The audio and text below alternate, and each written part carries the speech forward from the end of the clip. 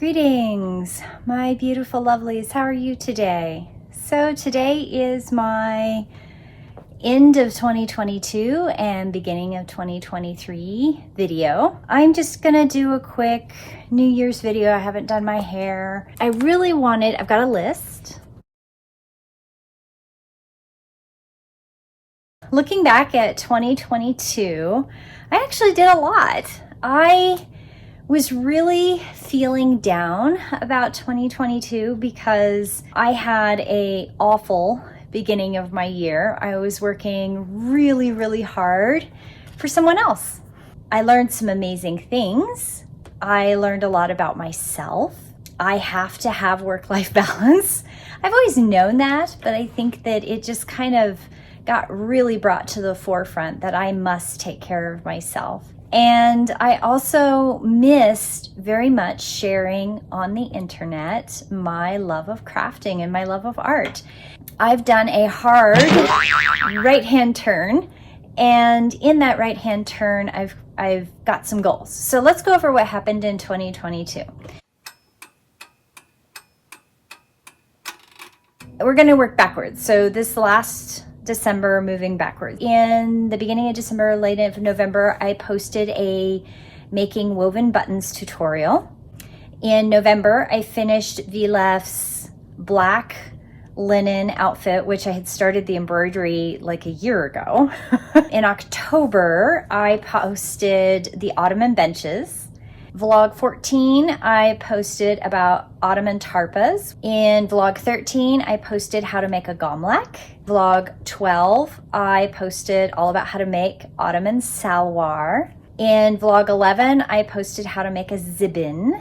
Vlog 10, I posted block printing, a tutorial on block printing, and I will be doing more block printing, so there will be more opportunities to see that process again. I firmly believe that sometimes you have to see things done a couple different times and possibly in a couple different ways to help that gel. I've been doing block printing for over 20 years, and it's one of my favorite forms of repetitive art. In August, I did an unboxing and I talked about my Yellowstone trip. I did a new welcome video for my channel because I hadn't made one in 2 years. In vlog 8, I did an embroidery video and it's showing how to do turkey work. Vlog 7, I did a Victorian hat and I posted some random stuff about things I was working on, just odds and ends. Vlog 6 is about my body double, how I padded it out. 4 is about my purple house coat. In vlog 3, I made my split skirt out of a beautiful wool crepe fabric. I will tell you an update on that is I never wear them.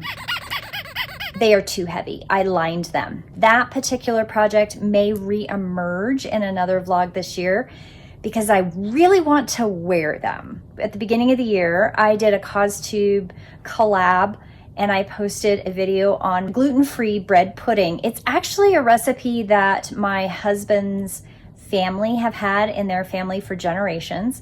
They're very proud of it. It is a yummy dish. I couldn't make it their way. I had to make my own. And it took me a long time to figure out how to do it right, where it wasn't dry, because making plum pudding dry is not cool.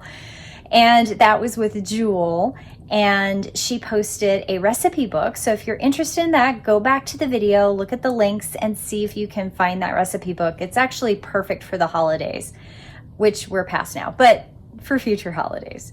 Vlog 2, I made it's a white outfit with blue flowers and a very lightweight cotton fabric. I wore that quite a bit when it was warm outside. It is long sleeved, but the sleeves aren't lined. Only the bodice and the skirt are lined, and they're lined in a cotton poplin type fabric. I absolutely love the outfit. I did make a design error when I put the skirt together. Some of the panels are flipped, so it doesn't have as much of an even hem as I like. I probably will not fix it.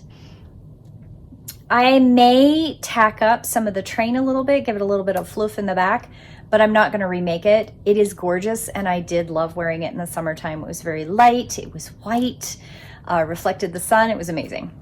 First vlog of 2022 was a January-February summary where I talked about making my green plaid natural form era dress, where I redid my entire studio and I put shelves up. I cannot tell you how much a difference having shelves where I can clearly see all of my clear bins with their labels. On that, I'm gonna make all new labels this year. I do love having everything out on my shelves. I have switched things around again.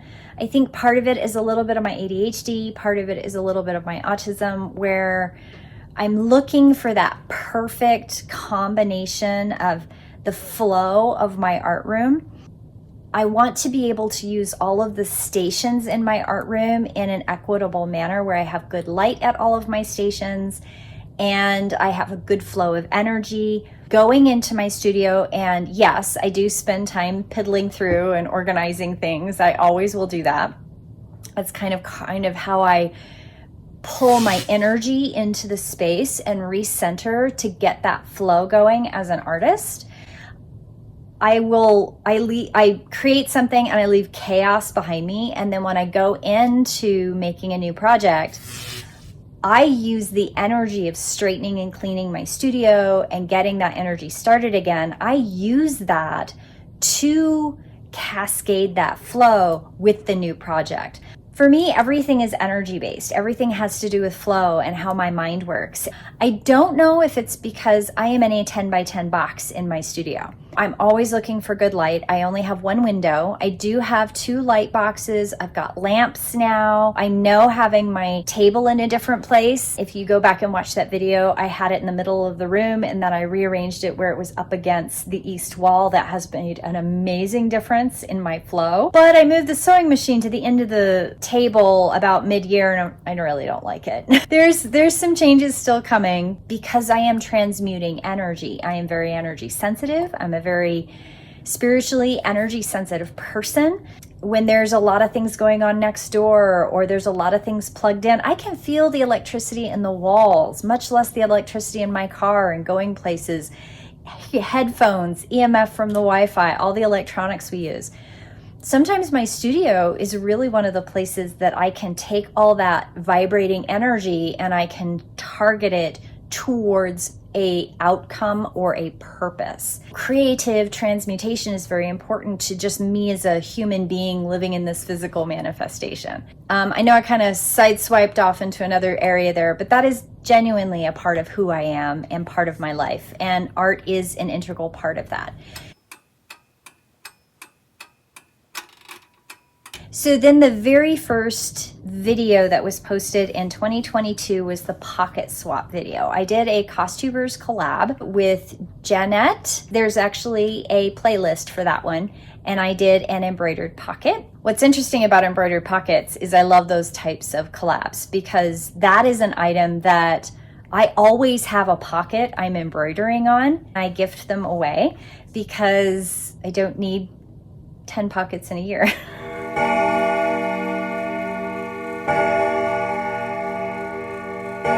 2023 is a whole new thing. I am only going to be schedule posting 2 videos a month. And the reason for that is I would really like to put a little bit more storytelling in my videos. Having said that, I will admit that the January and February videos probably won't have that much time into them. I've already edited them. What comes with that is something that I'm really sad to say, but I am no longer able to afford paying for Epidemic sound. So there won't be any music in my videos. Want to be able to do, but I don't currently make any money at all with Eagle and Rue's YouTube video. This is something I do out of the love of my heart, and I love sharing and I love teaching, but it doesn't make me any money. Subscriptions, watch hours, and Patreon. This is the plan, and y'all are gonna have to help me get there. One thing is subscribers. I have over 1,500 subscribers, which thank you so much for being dedicated watchers and keeping an eye on my channel and looking for things. I really do appreciate it. The thing I'm going to have to pay attention to when I'm writing videos is reminding people to please do comments. I love comments. I love communicating with people. I love answering questions, to look at what I can do differently to encourage people to engage. The other thing is watch hours. I cannot become monetized. I cannot make money with my YouTube channel until I'm over 4,000 watch hours. To do that, there's a combination of analytics that I have to really sit down and look at. And I will admit that watching analytics videos bore me to tears. So to sit down and look at that is just not my cup of tea.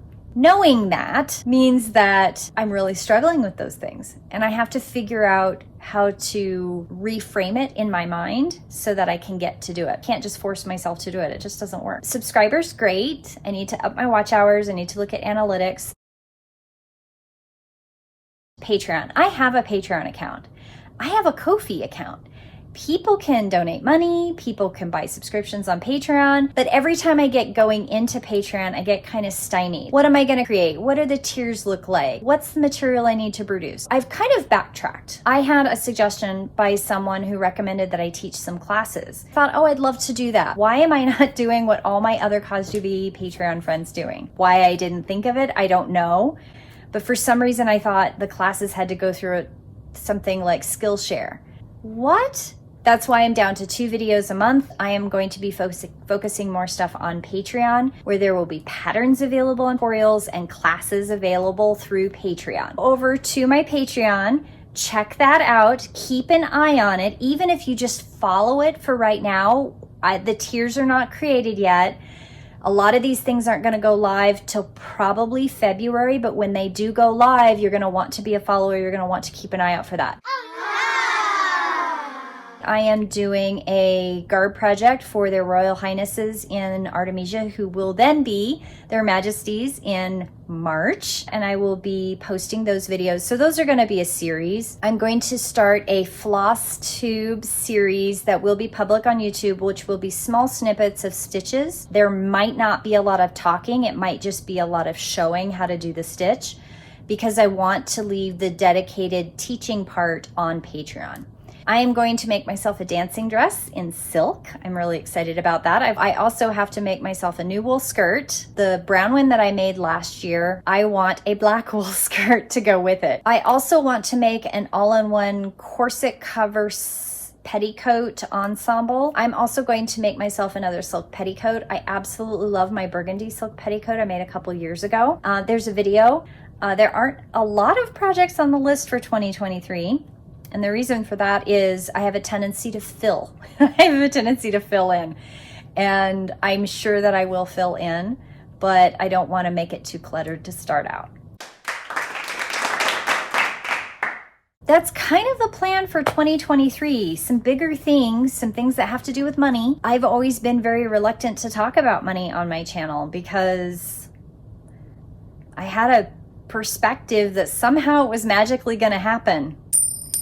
Going back to some of the lessons from the job that I walked away from is I've been making money for other businesses my entire life. The business I walked away from in June, July of this last year, I realized recently I have been making people millions for years. Why am I doing that? I believe in community. I believe in helping people. Absolutely.